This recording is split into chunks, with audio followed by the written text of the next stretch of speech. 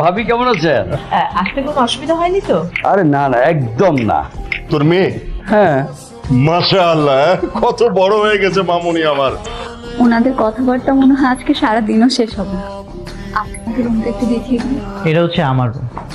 তবে এই বাড়িতে তুমি যতদিন আছো এটা হচ্ছে তুমি, মানে এই রুমে তুমি থাকবে।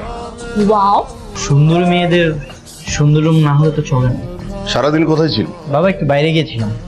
এদিকে বাসায় নতুন মেহমান আসছে, অথচ সারাদিন তোর কোনো পাত্তাই নেই। আঙ্কেল, আমার তো মনে হচ্ছে আমি যে ওনার রুমটা এসে দখল করেছি, আমি খুব রাগ করেছি। শুনতে পাচ্ছেন? আপনার তো আজকে আমাকে বকুলতলায় নিয়ে যাওয়ার কথা ছিল, নিয়ে যাবেন না? এখন তো কোনো বকুল ফুল হয় না। আচ্ছা, এখন তো কোনো বকুল ফুল হয় না, সেটা তো তুমিও জানতো। তাহলে আমাকে এখানে নিয়ে আসলে কেন?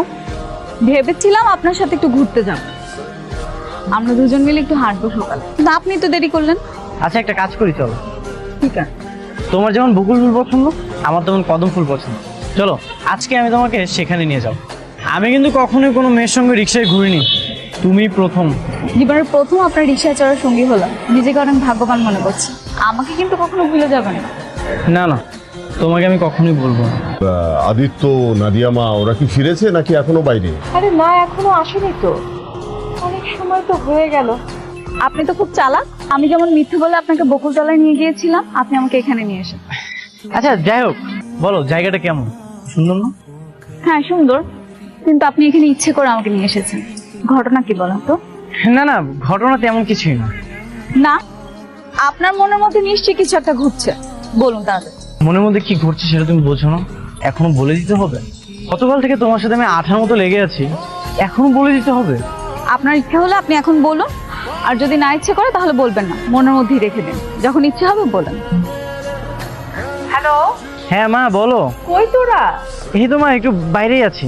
আরে একটু তাড়াতাড়ি চলে আয় না বাবা, তোর বাবা ডাকছে। ঠিক আছে মা, তাড়াতাড়ি বাসায় যেতে হবে, চলো।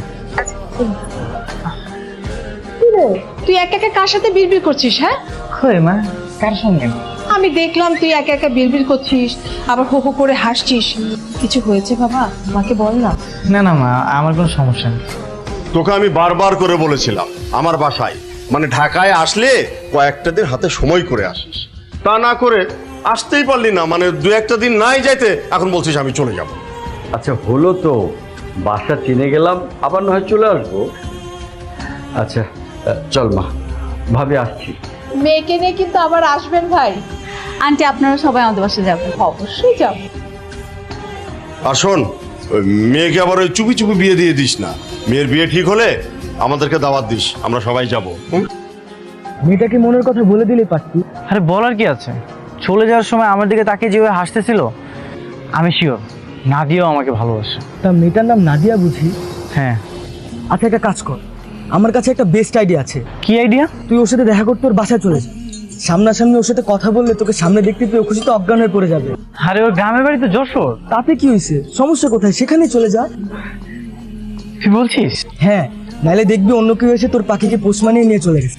আরে এগুলো কি বলছিস তুই উল্টা পাল্টা? ঠিকই বলছি বন্ধু, প্রকৃতি কখনো শূন্যস্থান রাখে না। আমি তাহলে কালই চলে যাবো যশোর। হ্যালো নাদিয়া, আমি আদিত্য, আমাকে চিনতে পেরেছো? আদিত্য? হ্যাঁ চিনতে পেরেছি। কেমন আছেন?